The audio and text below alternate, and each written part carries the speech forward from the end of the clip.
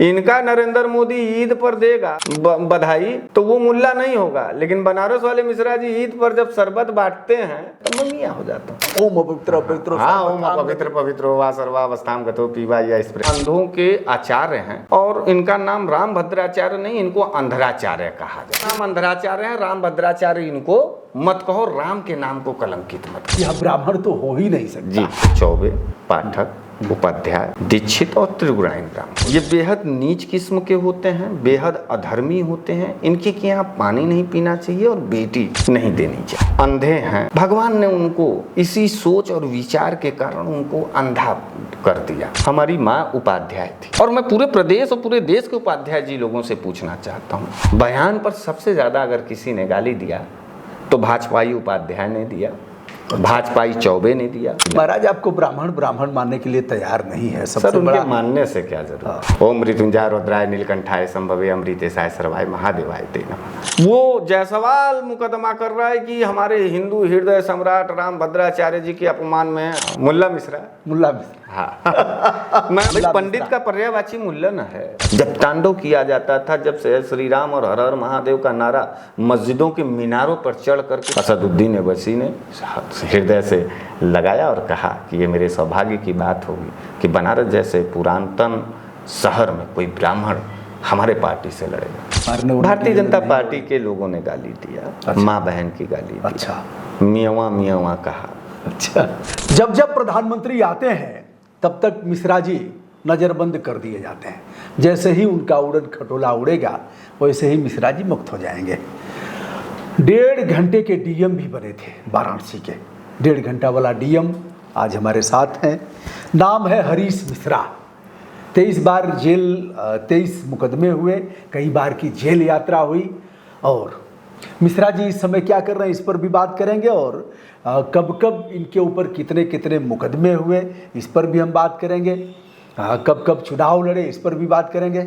शुभकामना हरीश बाबू जी। बहुत बहुत धन्यवाद गुरु जी। अच्छा लगा।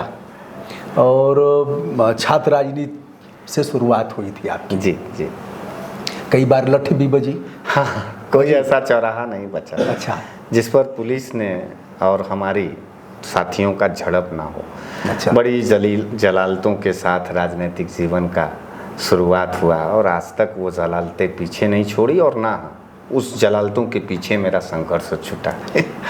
काहे ऐसे आग में कूद जाते हैं साहब? मतलब क्या भीतर से कुछ हलचल होती है कि कूदना चाहिए? बहुत दिन हो गया लाठी वाठी चार्ज नहीं हुआ, फिर बहुत दिन से जेल यात्रा नहीं हुई, बहुत दिन से चर्चा में नहीं आए, पेपर में 4 कॉलम का समाचार नहीं छपा और टीवी चैनल वाले इस समय नहीं आ रहे हैं, तो कुछ ऐसा करेंगे? नहीं साहब, देखिए जिस मिट्टी से मैं आता हूँ, बनारस उसका नाम है और बनारस की जो अपनी एक गरिमा है, वो गरिमा बनारस की राजनीतिक जो क्षितिज है, पूरी राजनीतिक क्षितिज है, उस पर बनारस का अपना एक बड़ा मर्यादा है। वो मर्यादा हनन न हो। राजनीतिक स्तर पर किसी भी प्रकार से पूरे देश में कोई सवाल का जवाब उठे या न उठे, लेकिन बनारस देना चाहिए। हमारे शहर का नाम बना हुआ रस है, तो इस जिम्मेदारी के निर्वहन करने की जो चेष्टा है, जो इच्छा है, वो पुलिस के जेलों तो पुलिस के लाठियों से लेकर के जेलों तक लेके चली जाती है। मैं मजबूर हूँ, मैंने जाना नहीं चाहता। बच्चे हैं मेरे पास, मेरी 2 बेटियाँ हैं, मेरी पत्नी है, मेरे पिताजी हैं, मेरे ससुराल पक्ष के लोग हैं, मेरे नाथित रिश्तेदार हैं जो कहते हैं कि अरे हमेशा ही जेलवे जा लें, इनके कोनो और काम धाम ना हो। तो तमाम ताने के साथ इस बनारस के ताने बाने को बचाने का एक सफ़र है हमारा। और निश्चित रूप से मुझे तकलीफ़ तो होती है, लेकिन मुझे आत्मसंतुष्टि होती है कि जब हमले और मुकदमे किसी मुर्दे के ऊपर नहीं होती है। मैं ज़िंदा हूँ और इसका सबूत हमारा मुकदमा है, हमारी जलालत है। और मैं बनारस को धन्यवाद देना चाहता हूँ कि मैं बनारस की मिट्टी ने मुझे जन्म दिया है, जहाँ मौत भी उत्सव से मनाया जाता हो। उस शहर का मैं एक छोटा सा प्यादा हूँ, एक छोटी सी पैदाइश हूँ। और बनारस की जो गरिमा है, बनारस की जो परंपरा है, बनारस की जो राजनीतिक विरासत है, चाहे वो पंडित मदन मोहन मालवीय जी से ले करके और लोक बंधु राजनारायण तक, जो बगावत है बनारस का, उस बनारस के परिभाषा को परिभाषित करने की एक छोटी सी जिम्मेदारी मैं निभा रहा हूँ। अब इसमें सत्ता पक्ष भी थोड़ा तिल मिला जाता है, पुलिस के लोग तिल मिला जाते हैं, फर्क नहीं पड़ता है, लड़ना है और लड़ते चले जाना है, बस यही है, लड़ते चले जाना है। कहीं मुकाम हासिल होगा, कहीं पावर में शेयर उसकी कोई इच्छा नहीं, केवल यही है कि लड़ते जाना है। लड़ते जाना। जब जब पीएम आएंगे तब तक आपको नज़रबंद करेंगे, और कोई जन आंदोलन होगा तो उसमें कुछ धाराएं लगाएंगे, कुछ दिन जेल में रहेंगे, परिवार के लोग अधिवक्ता हैं जमानत कराएंगे, फिर आएंगे, फिर प्रेस वाले पूछेंगे। फिर नहीं सर, यहाँ मैं एक करेक्ट करना चाहता हूँ। मेरे जितने भी ऊपर मुकदमे हुए और जो भी अदालतों में हमारे मुकदमे चलते हैं, उसमें भले मैं अधिवक्ता परिवार से हूँ, लेकिन उसमें मेरे परिवार के लोग इन्वॉल्व नहीं हैं। अच्छा, मैंने मना किया है। मैंने ये कहा अपने परिवारजनों से कि देखिए, मेरी चॉइस है राजनीति करना, राजनीति में स्वच्छता लाना, राजनीति में बनारसियत लाना, तो इसलिए मैं आपको परेशान नहीं करूँगा। जो लोग मेरे सहयोगी हैं और तमाम अधिवक्ता बंधु हैं सैकड़ों की तादाद में, वो अपना अपना आईडी, जैसे मैं गया तो कोई हमसे पूछने नहीं आता है, वहाँ अधिवक्ताओं में ही मार हो जाता है कि वकालतनामा हमार लगी पहले, अब की पिछली बार तो हार लगल, अब की बार हमार लगी।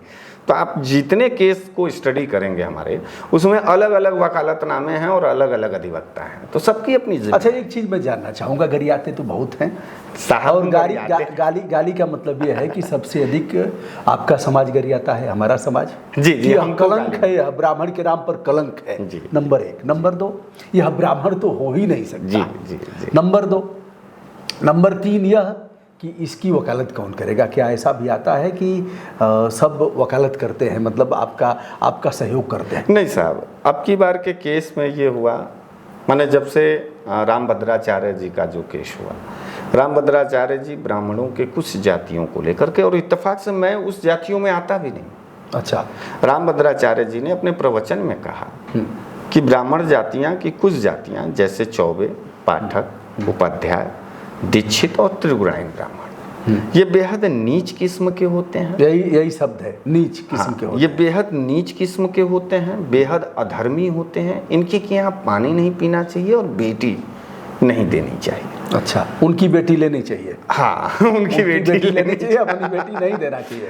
तो इस तरीके का अपमानजनक किसी साधु संत के मुख से, और वो भी ब्राह्मण कुल से पैदा हुए जो हैं, श्री रामभद्राचार्य जी संत हैं, लेकिन वो राजनीतिक संत हैं। मैं आपके इस मंच से ये कहना चाहता हूँ, जब संत राजनीतिक गलियारे का गुणगान करने लगे, जब संत राजनीतिक हथियार का प्रयोग बनने लगे, तब निश्चित रूप से वो संत नहीं रह जाएगा। क्या बोला था आपने उनको?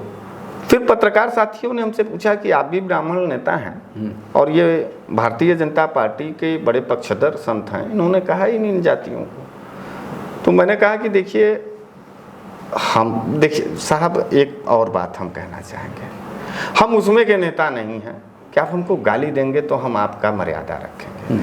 हमारा एक सिद्धांत है टिट फॉर टैट, जैसे को तैसा, क्योंकि मैं ये जानता हूँ कि जिस मनोविज्ञान के तहत जिन शब्दों का प्रयोग आप करते हैं, अगर वही शब्द हम पलट करके आपके ऊपर प्रहार करेंगे तो आपको भी वही फीलिंग आएगी जिस सोच के आधार पर आपने उस शब्द का प्रयोग हमारे ऊपर किया। तो उनको समझाने, ऐसे लोगों को समझाने के लिए मैं वैसे ही शब्दों का प्रयोग कर जाता हूँ। ये हमारी ट्रेजेडी आप समझ लीजिए, यह हमारा व्यंग्यात्मक शैली समझ लीजिए। हमने कहा उस पत्रकार से कि किसने कहा ये बात? कहा कि रामभद्राचार्य जी। तो हमने कहा कि भैया वो खुद जो है अंधे हैं, भगवान ने उनको इसी सोच और विचार के कारण उनको अंधा कर दिया। मनुष्य के नाम पर अंधा व्यक्ति अगर इस तरीके का विचार रखता है तो वो भारतीय जनता पार्टी के समर्थक हैं, वो संत कम हैं, भारतीय जनता पार्टी के कार्यकर्ता ज़्यादा हैं। और हमको ये लगता है कि वो प्रेरित होकर के बोले हैं राजनीति में इन जातियों को लेकर के। तो भारतीय जनता पार्टी के सदस्यों को आजकल पूरे देश के अंदर अंधभक्त कहा जाता है, और वो अंधे थे भी। तो हमने कहा कि ये अंधों के आचार्य हैं और इनका नाम रामभद्राचार्य नहीं, इनको अंधराचार्य कहा जाए। अब बस इसी बात से तिल मिला गए लोग। आप हम मतलब अंधों के आचार्य? हाँ, ये अंधों के आचार्य हैं, इनका नाम अंधराचार्य है, रामभद्राचार्य इनको मत कहो, राम के नाम को कलंकित मत करो। साहब, हमको भी सुनने के बाद, हमारी माँ उपाध्याय थी और मैं पूरे प्रदेश और पूरे देश के उपाध्याय जी लोगों से पूछना चाहता हूँ जो भारतीय जनता पार्टी को लाइन लगा के वोट देते हैं।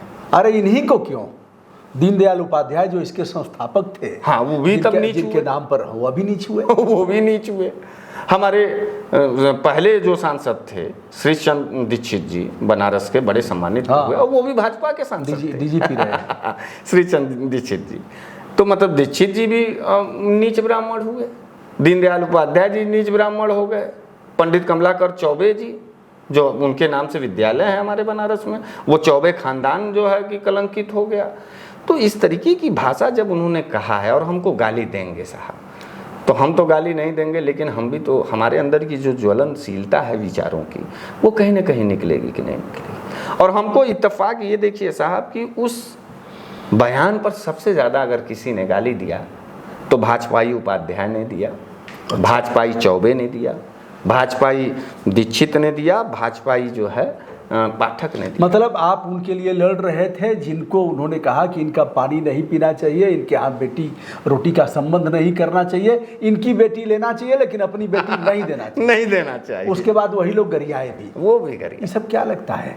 ये मानसिक पतन का दौर है। अच्छा, ये इंसानी तौर पर, जातिगत आधार पर मानसिक पतन का दौर है। कभी आप आत्मविश्लेषण करें ब्राह्मण जाति का, तो हमने तो पंडित मंगल पांडे से लेकर के पंडित जवाहरलाल नेहरू तक के कार्यकाल को देखा है।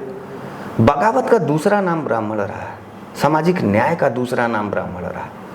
जो कभी न जाति को माना, जो कभी न धर्म को माना, वो माना तो सिर्फ और सिर्फ मानवीय आधार को ही अपना माना। हमको एक बात बताइए, इस हिंदू धर्म के तमाम जातियों का जो जीविकोपार्जन का अनादिकाल में बनाया गया स्ट्रक्चर, उस स्ट्रक्चर को तो ब्राह्मण ने बनाया। ब्राह्मण पूजा करेगा, क्षत्रिय जो है राज्य का रक्षा करेगा, बनिया जो है प्रजा को अनाज उपलब्ध कराएगा, नाऊ जो है बार भी काटेगा और बाभन के साथ जा कर के चौका पर पूजा पाठ भी करेगा, कुम्हार को बर्तन बनवाएगा, कोयरी सब्जी पैदा करेगा, कहर पानी खींचेगा। ये सामाजिक न्याय और ताने बाने का किसने निर्माण किया, हम पूछना चाहते हैं, बता दें यहाँ के लोग। जब उस परंपरा का निर्वहन और एक चीज यही नहीं, डोम राजा आग देगा, हाँ, तभी आपकी मुक्ति होगी। यही नहीं, जब वो बोलेगा कि जय, हाँ, जग यज्ञ पूरा हो गया, हाँ, तब होगा। तो यह तारा बना तो बहुत शानदार था, कोई भेदभाव भी इसमें नहीं था। जो लोग आग लगा रहे हैं, बगैर एक के वह काम संपन्न नहीं हो पाएगा सर। सबकी और नाड़ काटने के लिए वो आती थी, उनके घर की महिलाएं आती थी, सब होता था। ये जो विकृतियां मानसिक रूप से आई हमारे और आपके समाज में, जो नए जनरेशन पे कुछ राजनीतिक, कुछ भेड़िए विचारधारा के लोग जाति और धर्म के नाम पर जो सिर्फ और सिर्फ सत्ता चाहते हैं, जो बरगलार दिए। तो मिश्रा जी, आपने रामभद्राचार्य को अनहराचार्य कहा, हाँ, आज भी कहता। फिर मुकदमा हुआ। हाँ, मुकदमा हुआ। ये भी देखिए क्या हुआ उसके बाद, फिर पुलिस मुकदमा किसने किया?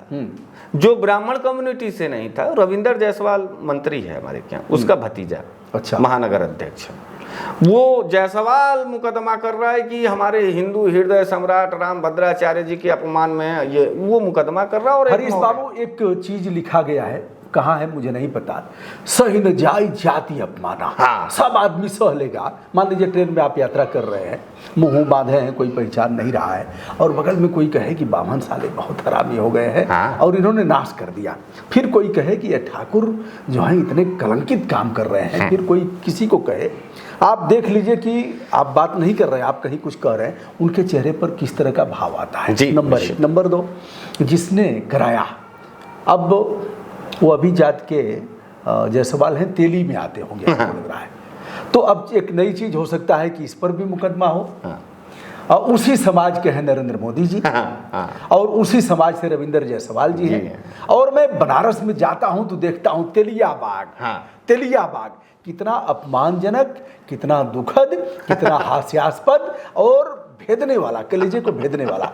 पुलिस चौकी पर आप देखेंगे तेलिया बाग पुलिस चौकी, तेलिया, तो इसको क्यों नहीं मिटवाते हैं लोग? नहीं, उसको उस पर अपमान नहीं होता है क्या कि तेलिया बाग? तेली बाग तो समझ में आता है, जैसे पांडेपुर है बनारस में, चौबेपुर है, पांडेपुर है, तिवारीपुर है, मिसरौली है, दुबौली है, पटखौली है, तमाम ऐसे होता है। और यादव के जो वहाँ भी कहा जाता है कि अहिरान कहा जाता है, कोहरान कहा जाता है, कोईरान कहा जाता है, और ये तेलिया बाग, तो उनको शर्म क्यों नहीं आती है? रविंद्र जायसवाल के पास अभी भी अगर दम हो और शर्म कुछ आती हो, कितना बड़ा अपमान है उस समाज का जहाँ गांधी पैदा हुए जी, जिन्होंने देश को आज़ाद कराने के लिए अपना कोट पैंट उतार करके और एक ही धोती को फाड़ करके 2 भाग में करके ऐसे किए, उसका अपमान है। पीएम उसी बिरादरी का, और तेलिया बाग वहीं जनसभा की है, वहीं से रोड शो निकलता है, वहीं से वहीं से नामांकन लिखा जाएगा, तेलिया बाग से निकलेगा रोड शो और तेली। अब तो जाति, चलिए अब तो जाति होगा ना, सब लोग लिखेंगे, जो जातीय जनगणना होने जा रही है तो सब लिखेंगे, अब तो बिना लिखे काम चलेगा नहीं। जी जी जी। तो तेली तक तो ठीक है, अब तेलिया कितना खराब लग रहा है। देखिए सर, हम भारतीय जनता पार्टी को बहुत करीब। अच्छा, उसमें गए आप जेल गए? मैं जेल गया, 151 में मुझे जेल भेजा जाता है। अच्छा, शांति भंग आपने किया? मैं गाजीपुर गया था और एक नेताजी के शादी में से मैं वापस में आया और मुझे क्राइम ब्रांच गिरफ्तार कर रही। अच्छा, हाँ, घेर लिए चारों तरफ से। चौका घाट में रात को 12:30 बजे हमारी गिरफ्तारी होती है। अच्छा। हमको सिगरा थाने ले जाया जाता है, तमाम बनारस के जो सब। अच्छा, गिरफ्तारी कैसे हुई? चारों तरफ से घेर के लगा होगा कि कुछ कैसे? हाँ, थोड़ा बताइए उसको। वो गाड़ी बीचों बीच लगा के हमको ट्रेस किए थे, हमारे नंबर को, और बीचों बीच लगा करके एकदम जाम लगवा दिए, मतलब ये लगा कि आज मिल गया। हाँ, और जब ट्रकों के बीच में रात को, आधी रात को नो एंट्री खुलती है, तो ट्रकों के बीच में जब हमारी गाड़ी पहुंची, सफारी से हम थे, तो हमको आए और लोगों ने घेर करके कहा कि मैं क्राइम ब्रांच से हूँ। तो हमने कहा मैं क्रिमिनल नहीं, आपकी क्या ज़रूरत है? कहे नहीं, आप चलना पड़ेगा आपको सिगरा थाने। बावर्दी थे? कैसे थे? बावर्दी नहीं थे, वो अच्छा। थे। तो हमने कार्ड मांगा, तो उसमें उन्होंने कहा कि हमारे ऊपर विश्वास करिए। तो हमने कहा कि तब हम आपके, वो कहे कि हमारे गाड़ी में बैठिए। हमने कहा नहीं, आप कार्ड भी नहीं दिखा रहे हैं, तो आप हमारे गाड़ी में बैठिए, और अगर आप क्राइम ब्रांच के हैं तो मैं अभी इतना बड़ा अपराधी नहीं हुआ हूँ कि मैं क्राइम ब्रांच के सदस्यों को लेकर उड़ जाऊँ। आप हमारे ऊपर विश्वास करिए, आप हमारा विश्वास लेना चाहते हैं, आप हमारे ऊपर विश्वास। इतने तक झक के बाद वो सिगरा थाने हम जाते हैं। सिगरा थाने जा करके रात को बैठा दिए जाते हैं, सवेरे हमारा चालान हो जाता है। मुझे बताया तक नहीं जाता है कि अच्छा, कहाँ बैठाए गए? जहाँ दीवान जी का होता है वहाँ? हाँ, वही। हवालात में नहीं डाले लोग? हाँ, इतना इज्जत किए लोग? नहीं, हवालात की स्थिति वो उस टाइप की नहीं थी, जहाँ तमाम और अन्य अपराधी बैठाए गए या आरोपी बैठाए गए। चाय वाय पिलाए लोग की? नहीं, चाय वाय तो हमारे लोग पिलाएंगे, हम पुलिस का चाय क्यों पिएंगे? अच्छा। हमको आजकल पुलिस का चाय पीने में शर्म आता है, वो कलंकों का पैसा है। यह मानव अधिकार है कि किसी को ले जाएंगे तो पानी पिलाएंगे, चाय पिलाएंगे, और हम कोर्ट में भी अगर जाएंगे तो जज साहब के यहाँ, तो हम कहेंगे कि हमको चाय पिलवाइए। तो जज साहब पिलवाएंगे। हम कहेंगे हमको पानी पिलवाइए, तो जज साहब 1 मिनट भी देर नहीं होगा, जज साहब कहेंगे पानी पिला दीजिए। यह हमारा, लेकिन ये स्थितियां नहीं रहती हैं वहाँ हमारे अपने। बहरहाल सुबह आपको भेजे मजिस्ट्रेट के यहाँ और फिर जमानत हो गई? जी नहीं, वहाँ कमिश्नरेट है। हाँ, कमिश्नरेट है। तो वहाँ एसीपी साहब थे ही नहीं जानबूझ के, उनके ऊपर दबाव था भाजपा का। और हम जब एसीपी साहब यहाँ, और हमको तुरंत आनंद फानंद में ले जाते हैं, और जैसे बड़ी जल्दी रहती है वहाँ के पुलिस लोगों को, और पीछे पीछे जनता आती है, तो हमको रास्ता बदल करके बताया जाता है कि कचहरी ले जाएंगे, और हमको लेके गए पुलिस लाइन। वहाँ से हमारा चालान बनवा करके हमको दाखिल कर दिए जेल में। मैं 3 दिन जेल में रहा। चौथे दिन रात में सवेरे हमको छोड़ा जाता है। फिर उसके बाद वहाँ से मैं आता हूँ। अच्छा, आप चलिए जेल में, जेल चौका घाट वाले में गए थे कि चौका घाट वाले में क्या स्थिति है जेल के बैरक का? थोड़ा सा, चूँकि आप अधिवक्ता परिवार से हैं और हम ह्यूमन राइट और ऐसे विषयों पर हमारा इंटरेस्ट है, तो जेल में कैसा रहा? कितने कैदी एक हाल में रहते थे एक बैरक में, और शौचालय की क्या स्थिति थी, खाना पानी का क्या था? हमने वहाँ ये देखा कि जैसे शौचालय में कोई सफाई कर्मचारी नहीं होते थे, वो कैदी ही जो है वो सफाई कर लेते। साफ सफाई हमेशा था, ठीक ये ठाक। सब जेल की कोई कमी हमको अच्छा, दिखी नहीं। टोटी थी उसमें कि पानी ले जाना था? पानी सवेरे आता था 2 घंटा, हाँ। सवेरे और 2 घंटा शाम को, उसी में आपको स्नान करना है और उसी में अपना पानी भर के रखना। अच्छा, बीच में अगर जाना होगा तो टोटी वो टंकी है। अच्छा, टंकी है। हाँ। मतलब पानी निकालिए फिर जाइए। और बैरक से बाहर आप नहीं जा सकते हैं, बैरक में ही शौचालय है। अब भोजन पानी का कैसा था? भोजन पानी, चाय भी मिलती थी और उसमें खाना जो मिलता था वो खाना भाई ठीक था, औसत था। औसत था। हाँ, औसत। क्या सुधार की जरूरत है? क्योंकि हमारा दायित्व तो अभी है कि भगवान श्री कृष्ण की जन्मस्थली है, हम जाएंगे तो उसमें भी किस तरह से कैदियों के साथ दुर्व्यवहार होता है और कैसे उनके मानव अधिकारों का हनन होता है, इस पर भी हम साहब हमने जो पाया, मानव अधिकार का हनन थाने तक है। अच्छा, जेल में नहीं। जेल में नहीं है। हाँ, और जेल में किसी तरीके की प्रताड़ना हम नहीं देखते हैं। और वैसे भी आप नेता थे तो सब जानते ही थे, आपके साथ तो कुछ हो सकता है, ये भी हो सकता है। अन्य कैदियों से बात करने पर पता लगेगा कि हाँ, क्या है। हाँ, और मैं अन्य कैदियों से बात भी नहीं कर पाता था। अच्छा। हम अपना भाई देखिए, जब हम जेल में चले गए तो हम साधना करने वाले आदमी। भगवान का नाम लिए फिर? हाँ, नहीं, वहाँ मंदिर था। हमने जेल प्रशासन को कहा कि हमको काला तिल दीजिए, हाँ। हमको या तो हमको परमिशन करिए, हम हमारा ये चिट्ठी भिजवा दीजिए बाहर, हाँ।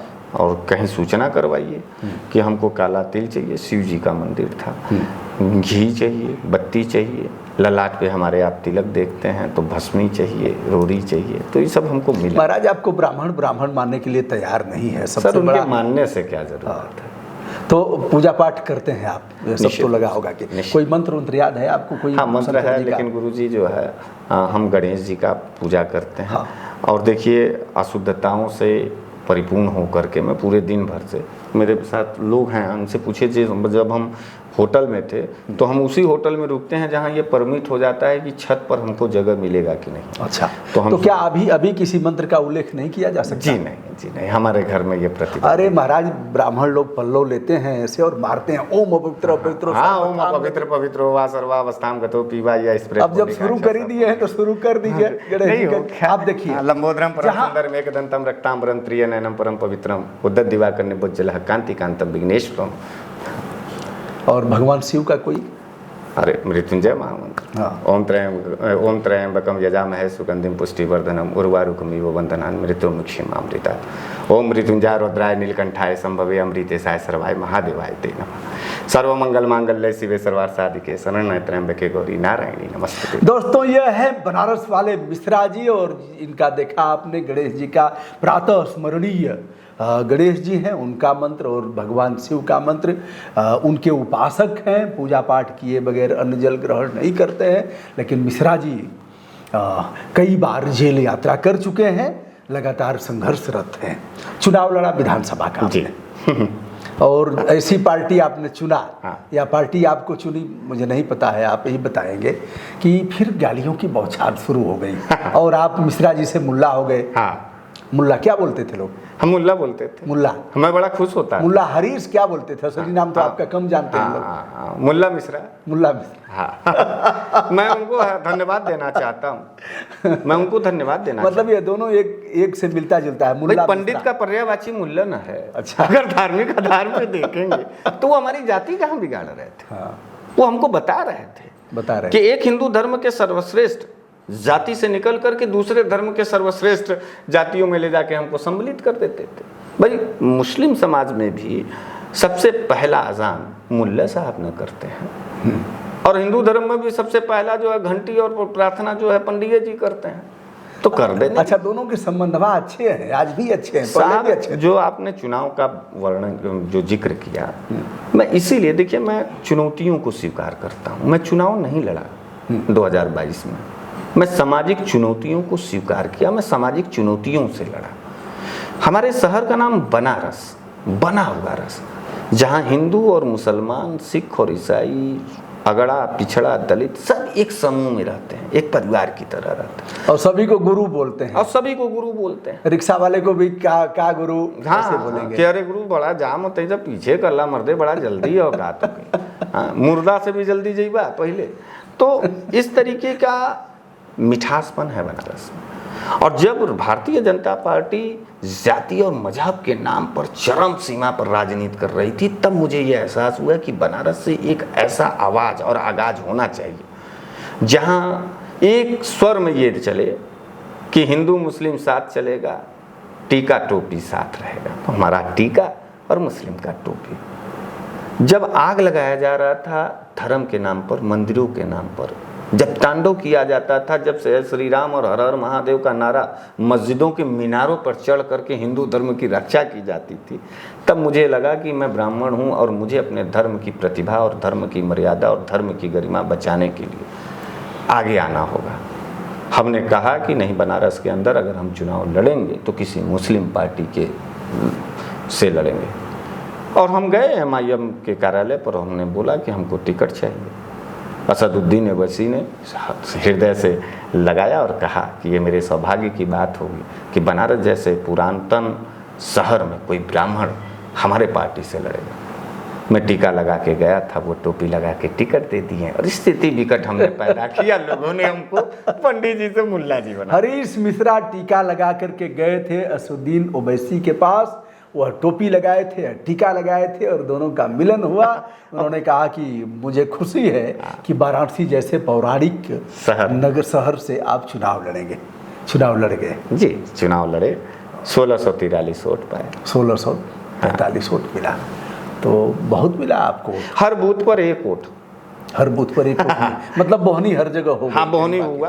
और आप वेबसाइट पे देख सकते हैं। हाँ, 367 बूथ थे हमारे विधानसभा में, 50 बूथों पर हम 0 पाए। अच्छा ये बताइए, कहीं वोट मांगने गए तो कहीं गाली नहीं सुने, कहीं मारने? भारतीय जनता पार्टी के लोगों ने गाली दिया। अच्छा। माँ बहन की गाली दी। अच्छा। मियाँ मियाँ कहा। अच्छा। और हम उनसे कहते थे कि हाँ, क्यों ऐसे कहते थे लोग? क्या इनको उनकी नफरती विचारधारा का जो पैदाइश है साहब। भाई ठीक है, हमारा अधिकार है चुनाव लड़ना और कि कहीं से भी हम लड़ सकते हैं। अगर किसी ने टिकट दिया तो उनको क्या दिक्कत? साहब हमसे दिक्कत उनको ये है कि ओवैसी से पार्टी से लड़ा, ये मियाँ हो गया। और वही ओवैसी को भारतीय जनता पार्टी के रिजिम में 3 बार सांसद का उत्कृष्ट सांसद, शानदार बेहतरीन कार्यकाल का सांसद का नरेंद्र मोदी जी देते हैं। उनको वो देते हैं, सम्मान देते हैं। हाँ। तब ये लोग नहीं बोलते हैं कि ओवैसी को काहे दे दिए। इनका नरेंद्र मोदी ईद पर देगा बधाई तो वो मुल्ला नहीं होगा, लेकिन बनारस वाले मिश्रा जी ईद पर जब शरबत बांटते हैं बनारस के अंदर, अपने गंगा जमुनी तहजीब का जो विरासत है उसका जब प्रदर्शन करते हैं, तब मैं मियाँ हो जाता हूँ। इनके के यहाँ के मुस्लिम नेता जो है वो भारतीय हैं, लेकिन बनारस का कोई ब्राह्मण अगर मुस्लिमों के सवाल पर लड़ रहा है तो वो मुल्ला और आतंकवादी और पाकिस्तानी हो जाता है। इस विचारधारा का प्रदर्शन करने के लिए ही लड़े थे हम। चुनाव लड़े नहीं थे साहब। हम आपको आदरणीय गुरु जी बता दें, हम इसी विचारधारा का प्रदर्शन करा करके इसको राष्ट्रीय मुद्दा और राष्ट्र चुनाव का केंद्रीय चर्चा बनाने के उसमें गए थे और उसमें हम सफल हुए। जनता ने देखा कि कितनी क्रूरता और कितनी नफरत भरी है भारतीय जनता पार्टी में। EVM के चोरी से भारतीय जनता पार्टी के MLA आप बनाए जा सकते हैं, लेकिन दिलों पर, और दिलों का MLA जो है वो बनारस वाले मिश्रा जी हैं। मुझे प्यार मिलता है। हरीश बाबू, अजमेर के ख्वाजा जी, हिंद के राजा। हाँ, आगे आप अच्छा जानते हैं। वही अजमेर जाते हैं जिन्हें ख्वाजा बुलाते हैं। उस पर भी मुकदमा चल रहा है जी, उस दरगाह को लेकर के। इस बार भी प्रधानमंत्री जी ने चादर वहाँ भिजवाया है, जबकि मुकदमा विचाराधीन है। उस पर कोई सवाल नहीं होगा। यदि कोर्ट में मुकदमा चल रहा है और आप एक एंगल लेकर के चलते हैं, अन्य लोगों को आप गाली देते हैं, अगर कोई चला गया मत्था टेक लिया ईदगाह में कहीं चला गया, तो वहाँ फिर चादर भिजवाने का क्या मतलब है? सर यही अंतर विरोध तो हमारे और बीजेपी से है। जब तुम हिंदू आइडियोलॉजी की बात करते हो तो तुम ललकार करके हिंदुओं के लिए काम भी नहीं करते। तुम कहो कि हिंदुओं ने हमको वोट दिया है, हम रेलवे में सारी नौकरियां हिंदुओं को देंगे, इस बात को कहो टेबल ठोक करके, मर्दों की तरह कहो। तुम कहते हो, तुम कहो कि हिंदुओं को मैं आधार कार्ड दिखाने पे 50 रुपए का पेट्रोल दूंगा। भैया हिंदुओं ने हमको वोट दिया है, मैं हिंदुओं का सरकार हूँ। ये भी नहीं करते। तुम कहो कि हिंदू किसानों को हम जो है पूरी सब्सिडी देंगे, हम नहीं लेंगे क्योंकि हिंदुओं ने वोट दिया और हिंदुओं ने हमको चुना, तब हिंदुओं के काम करने पर। तुम कहो कि गरीब हिंदुओं, दलित हिंदुओं, पिछड़े हिंदुओं और गरीब अगड़े हिंदुओं की बेटियों के शादी का पूरा खर्चा भारतीय जनता पार्टी देगा, तुम नहीं देते हो। तुम कहो इस बात को कि प्राइवेट स्कूलों से निकाल, पूरे प्राइवेट स्कूलों में हिंदुओं के बच्चे जो हैं वो आधार कार्ड के आधार पर उनकी सारी फीस माफ़ कर दी जाती है क्योंकि हिंदुओं ने वोट दिया। जब मूलभूत सुविधाएं हिंदुओं को देने की बात आती हैं तब इनको सबका साथ सबका विकास का ये लॉलीपॉप चिसवाते हैं, और जब सबका साथ सबका विकास के तहत आप और हम जब सबके लिए बात करते हैं तब ये हमको पाकिस्तानी और मुल्ला कहते हैं। हम इस विचारधारा के खिलाफ। बड़ा कष्ट हुआ होगा ना जब ऐसे लोग। नहीं, हमको कष्ट अब आदि होता। पहले जब रात को कमेंट पढ़ते थे 12 बजे, गुस्सा लगता था। लेकिन फिर हमारी पत्नी एक दिन हमसे कही, अच्छा, और रात का ही समय था, बड़ा अच्छा आपने प्रकरण याद दिला दिया। छत पर बैठे हुए थे और कोई ऐसा ही मामला था, क्या मामला था, हाँ, हाथरस की बेटी को पुलिस ने आधी रात को जला दिया था। उस वक्त हमने योगी सरकार के ऊपर अपनी टिप्पणी की थी और उस पर पूरे देश से हमको गालियां मिल रही थी। पत्नी भी हमारे उस कमेंट को पढ़ रही थी। तो हम डिस्टर्ब थे कि एक दलित बेटी के लिए प्रशासनिक रूप का जो रवैया, हाँ, कम से कम ठीक है, उनको अंतिम संस्कार का अवसर देना चाहिए और ऐसे नहीं किया जा सकता। पार्थिव शरीरों का भी मौलिक अधिकार है उनके साथ। तुम हिंदू होकर के जब तुम हिंदुओं की ही लाश का संस्कार का पूरा नहीं करा पा रहे तो तुम क्या हमारे हिंदू धर्म का रक्षा कर पाओगे? परंपराओं और शास्त्रों का जो रक्षा नहीं कर पाया वो क्या करेगा? यही सवाल मैं लिखा था, उस पर हमको देश भर से गालियां मिल रही थी। उसी वक्त लाइट कट गई थी, छत पर हम लोग बैठे हुए थे और खूब ढेर कुकुर जो है गली में अंधेरा हो जाने के बाद भाव भाव सब चिल्लाते हैं। मतलब जाति वाले कुकुर या स्वभाव वाले? नहीं, जाति वाली कुकुर। जाति वाली कुकुर। अच्छा, भाव भाव सब कर रहे थे। मैं बड़ा टेंशन में था तो हमारी पत्नी कही, हाँ, कि वो भौंक रहे हैं, आपको कोई डिस्टरबेंस हो रहा है, आपको महसूस हो रहा है कि वो आपके ऊपर भौंक रहे हैं? हाँ। उन्होंने कहा वो हमको काहे भौंक रहे हैं? हाँ। बस यही आप आइडिया लाजिए, अपने दिमाग में डाल लीजिए। अच्छा। वो आपको नहीं भौंक रहे हैं, इस देश की एकता, अखंडता और संविधान पर भौंक रहे हैं। उसके केंद्र बिंदु आप हैं, आप शहंशाह हैं। ये बात उसकी मेरे जहन में, मेरे दिल में जाके बैठी और उस दिन के बाद से तकलीफें खत्म हैं। मतलब कुत्तों ने बताया कि तुम भौंकते रहोगे, चलने का रास्ता बताया कि बेटा कुत्तों ने बताया ऐसे चलना है। तो ऐसे महान कुत्तों को मैं कोटि कोटि प्रणाम करता हूं कि उन्होंने मुझे मार्गदर्शन किया। अब वो भौंकते रह जाएं, मुझे कोई दिक्कत नहीं है। वो अपनी जान देकर स्वामी की जान बचाते हैं। हाँ? वह मुंशी प्रेमचंद के का जबरा है। हाँ। और बड़ा स्वामी भक्त है, वह धोखा नहीं करेगा। और मैं जानता हूं कि आज वो भ्रम का शिकार है इसलिए भौंक रहा है। कल को जब उजाला हो, जब वो जमीन देखेगा, कौन? वही कौन? कुत्ता। कौन कुत्ता? वह तो जातिगत थे। किन कुत्तों की बात कर रहे हैं? मैं ओरिजिनल कुत्तों की बात कर रहा हूँ। जब लाइट आई, स्वभावगत। हाँ, जब लाइट आई सर, हाँ। मैं उसी प्रकरण पर, उसके बाद जब लाइट आई, जब उन लोगों ने देखा, जब छत से नीचे हम लोग गए जो है, तो जब उन्होंने देखा तो वही कुत्ता जो भौंक रहा था ना, जब देखा कि अरे हमारे मालिक हैं, तब वो पूंछ हिलाते हुए मेरा तलवा चाट रहा था। और मुझे यकीन है कि एक दिन ऐसा ही स्मरण होगा। उन जातिगत आधार पर भी जो कुत्ते बन गए हैं, जो धर्मगत आधार पर कुत्ते बनाए गए हैं, वो निश्चित रूप से एक दिन उनको आत्मबोध होगा और वो रोते हुए इस देश की संविधान और इस माटी के संविधान पर मैं अफसोस करेंगे कि क्यों भारतीय जनता पार्टी के लिए हम काम कर रहे थे।